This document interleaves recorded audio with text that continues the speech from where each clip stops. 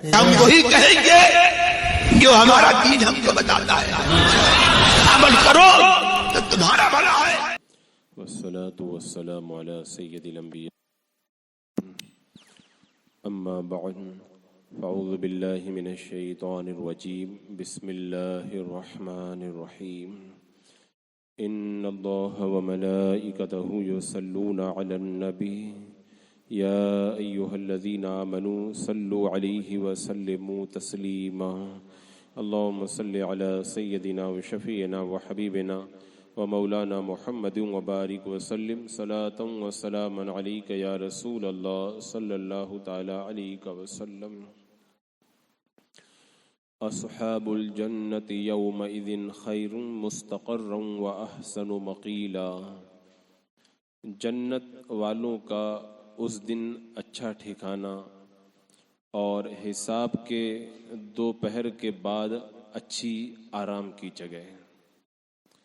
پچھلی آیات میں کفار و مشرکین کے بارے میں بتایا تھا کہ ان کے سارے اعمال ضائع اور برباد ہو جائیں گے اور ان کے لیے کوئی بشارت نہیں ہوگی، اور ان کے اوپر جو ہلاکت اور عذاب مسلط ہے اس کا ذکر کیا گیا۔ اب اہل ایمان کا تذکرہ ہو رہا ہے کہ اس دن جنت والوں کا اچھا ٹھکانہ، جو ایمان والے اچھے اعمال والے ان کے لیے اچھا ٹھکانہ ہوگا، اور حساب کے دوپہر کے بعد اچھی آرام کی جگہ، یعنی اہل جنت پر قیامت کا دن صرف اتنی دیر میں گزر جائے گا جتنی دیر صبح سے دوپہر تک اور قیلولہ کے وقت تک ہوتی ہے۔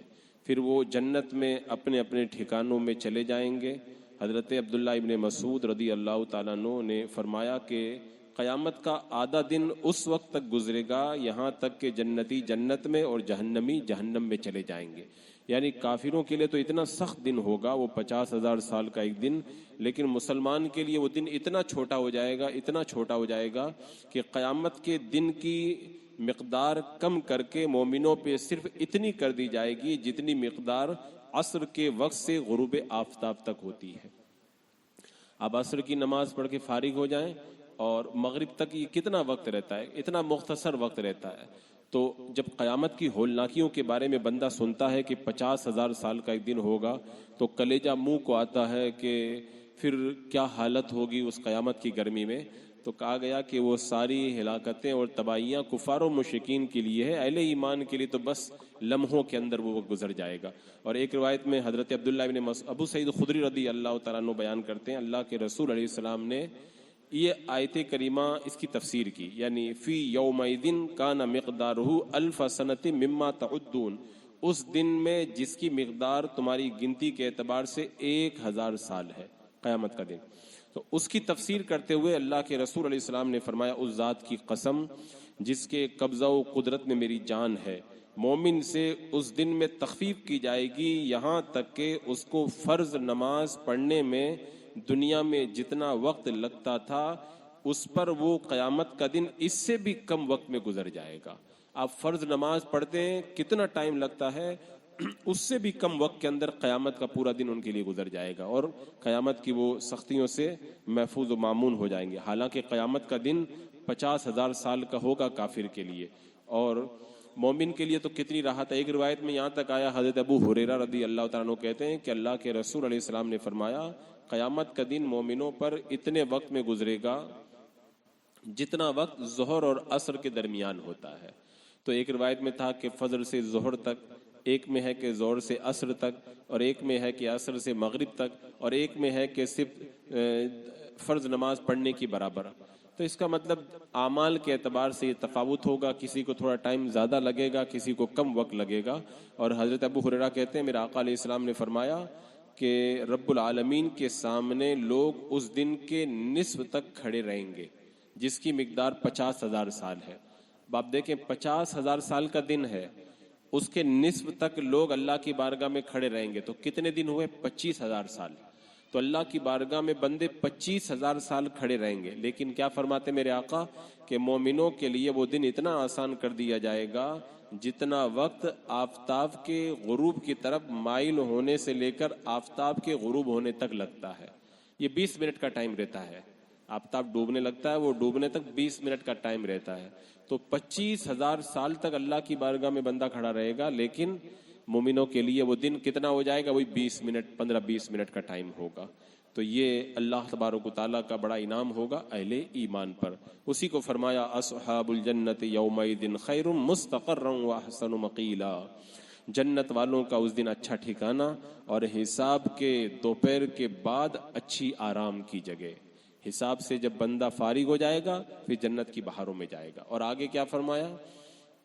وَيَوْمَ تَشَقَّقُ السَّمَاءُ بِالْغَمَامِ وَنُزِّلَ الْمَلَائِكَةُ تَنزِيلًا، اور جس دن پھٹ جائے گا آسمان بادلوں سے اور فرشتے اتارے جائیں گے۔ حضرت ابن عباس کہتے ہیں کہ پہلے آسمان دنیا پھٹے گا، یعنی جو پہلا آسمان ہے یہ پھٹے گا، آسمان والے فرشتے زمین پر اتریں گے، ان کی تعداد زمین کے جناتوں اور انسانوں کے برابر ہوگی۔ اس کے بعد دوسرا آسمان پھٹے گا، اس کے فرشتے اتریں گے، ان کی تعداد آسمان دنیا کے فرشتوں سے بھی زیادہ ہوگی اور جناتوں اور انسانوں سے بھی زیادہ ہوگی۔ اس کے بعد میں تیسرا آسمان پھٹے گا، پھر چوتھا، اسی طرح آسمان پھٹتے رہیں گے یہاں تک کہ 7واں آسمان پھٹے گا۔ پھر جو ہے وہ بعد میں پھٹنے والے آسمان کے فرشتے اس سے پہلے پھٹنے والے آسمان کے فرشتے سے زیادہ ہوں گے، یعنی پہلے آسمان میں جتنے فرشتے دوسرے میں اس سے زیادہ، تیسرے میں اس سے زیادہ، چوتھے میں اس سے زیادہ۔ تو ہر آسمان پھٹتا رہے گا اور یہ کروڑوں کی تعداد میں، اربوں خربوں کی تعداد میں فرشتے اترتے رہیں گے۔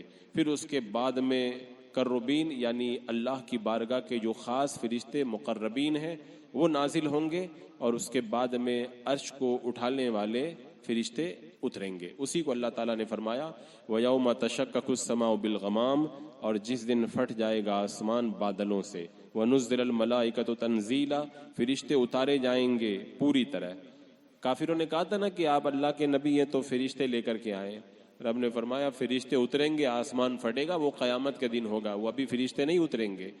اور فرمایا کہ وہ دن کافروں پہ بڑا سخت دشوار ہوگا۔ یہ خطاب اس بات پر دلالت کرتا ہے کہ وہ دن مسلمانوں کے لیے دشوار نہیں ہوگا، جیسا کہ ابھی احادیث کے اندر اس کا ذکر بھی کیا گیا کہ مسلمان جو ہے وہ بڑے آرام سے رہیں گے۔ اور کیا ہوگا؟ الملک یومئذ الحق للرحمن وکان یوما علی الکافرین عسیرا، اس دن سچی بادشاہی رحمان کی ہے اور وہ دن کافروں پر سخت ہے، بڑا سخت دن ہوگا کافروں کا۔ 50,000 سال کا تو ایک ہی دن ہوگا، گرمی، دھوپ اور پھر حساب کی سختیاں، ذلت و رسوائی، اس کو بندہ کیا اپنی زبان سے بیان کرے، وہ کیا تصور کر سکتا ہے۔ اور یہاں فرمایا گیا کہ اس دن سچی بادشاہی رحمان کی۔ آج تو دنیا میں کہتا ہے میری حکومت ہے، کوئی کہتا ہے میرا یہ ہے، وہ میرا یہ ہے۔ قیامت کے دن اللہ تعالیٰ 7 آسمانوں اور 7 زمینوں کو لپیٹ دے گا اور دستے قدرت میں لے کر کے فرمائے گا کون ہے بادشاہ آج کے دن۔ سب چپ چاپ ہوں گے، کسی کی مجال بھی نہیں ہوگی کہ اف تک کر سکے۔ ساری جھوٹی بادشاہیاں ختم ہو جائیں گی، سچا بادشاہ اللہ تبارک و تعالیٰ ہے، اور اس دن سچی بادشاہی لوگوں کے سامنے ظاہر بھی ہو جائے گی۔ اب کافروں پہ وہ دن سخت ہوگا تو کافر کیا کرے گا؟ اللہ تعالیٰ نے فرمایا وَيَوْمَ يَعَدُّ الظَّالِمُ عَلَى لَدَيْهِ يَقُولُ يَا لَيْتَنِي اتَّخَذْتُ مَعَ الرَّسُولِ سَبِيلًا، اس دن کافر کیا کرے گا؟ جس دن ظالم اپنے ہاتھ چبا چبا لے گا کہ ہائے کس طرح سے میں نے رسول کے ساتھ راہ لی ہوتی، یعنی وہ اپنا ہاتھ چبائے گا۔ کہتے نا کہ آدمی جو ہے وہ افسوس کے اندر اپنی انگلیاں چبانے لگا، ہاتھ یعنی اس کی افسوس اور حسرت کا یہ عالم ہوگا، اپنا ہاتھ چبائے گا، کاش میں نے رسول سے دوستی کی ہوتی، رسول پہ ایمان لایا ہوتا۔ ویسے تو یہ آیت کریمہ عام ہے، لیکن ایک روایت کے مطابق یہ آیت کریمہ اس موقع پہ نازل ہوئی کہ عقبہ ابن ابی معیط اور ابی بن خلف، ان دونوں کی آپس میں ملاقات ہوئی۔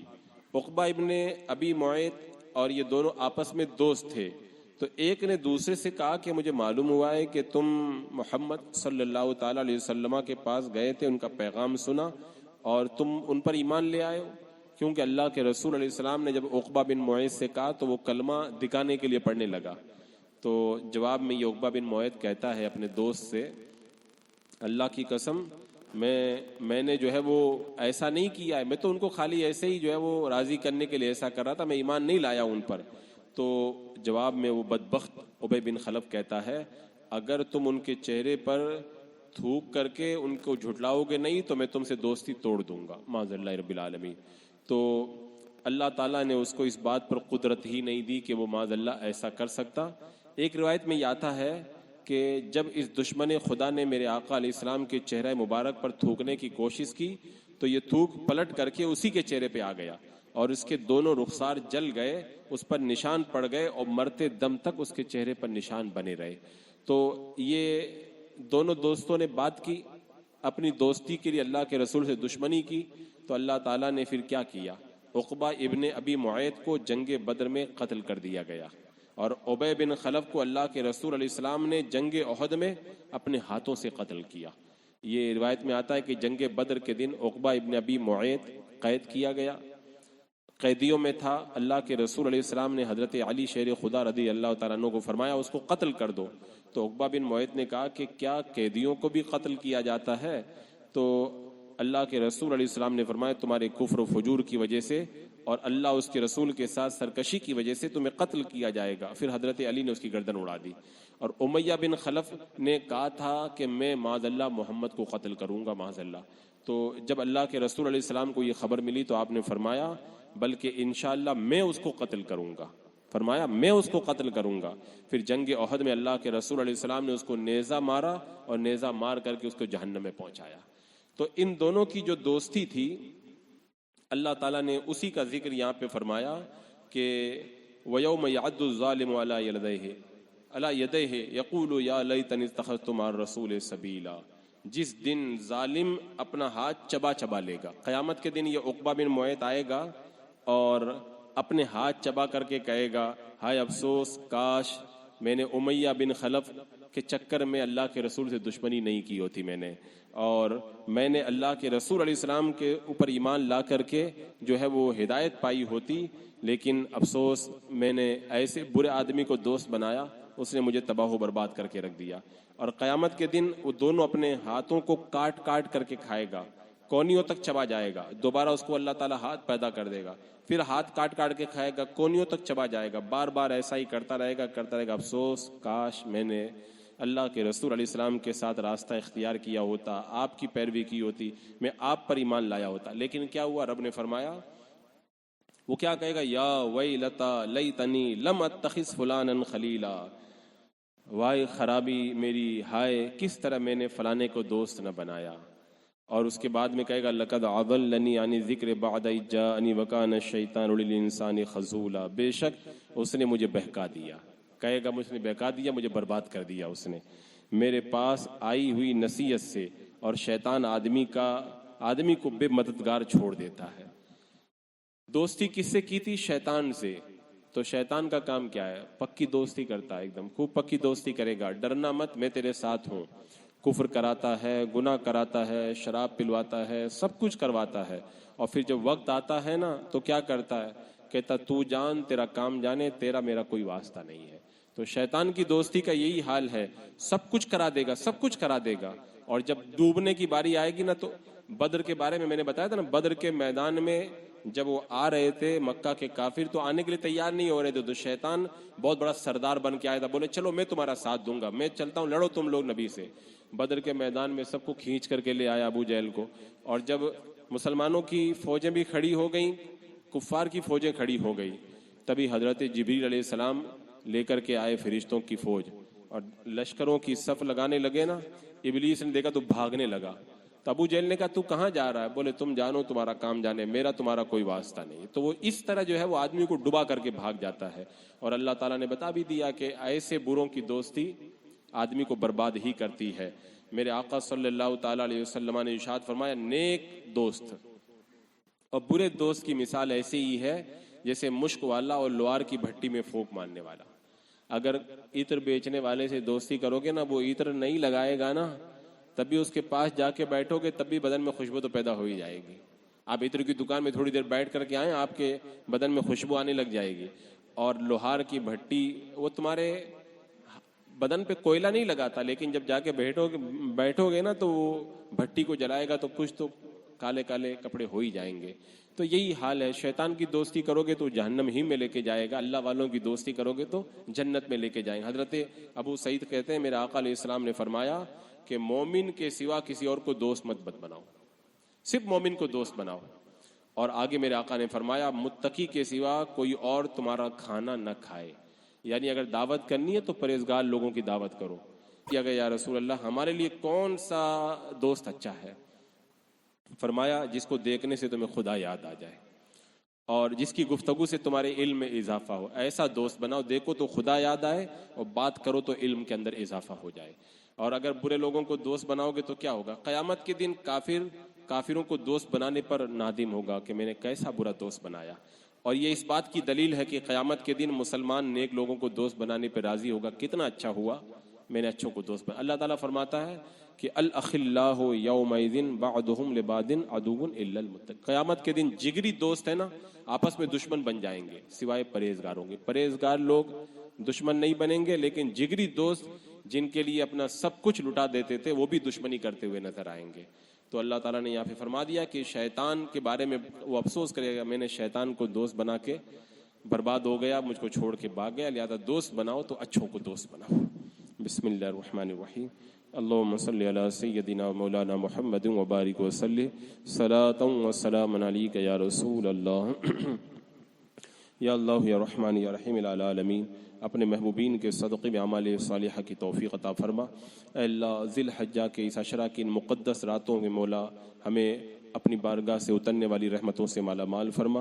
کثرت سے عبادت، ریاضت، تقوی، طاعت، پرہیزگاری، پارسائی اختیار کرنے کی توفیق عطا فرما. ایمان پہ زندگی، ایمانی پر موت عطا فرما. ربنا تقبل منا انک انت السمیع العلیم وتب علینا انک انت التواب الرحیم. ان اللہ وملائکتہ یصلون علی النبی یا ایھا الذین آمنوا صلوا علیہ وسلموا تسلیما. اللهم صل على سيدنا وشفيعنا وحبيبنا ومولانا محمد وبارك وسلم صلاة وسلام عليك يا رسول الله. سبحان ربك رب العزة عما يصفون وسلام على المرسلين والحمد لله رب العالمين.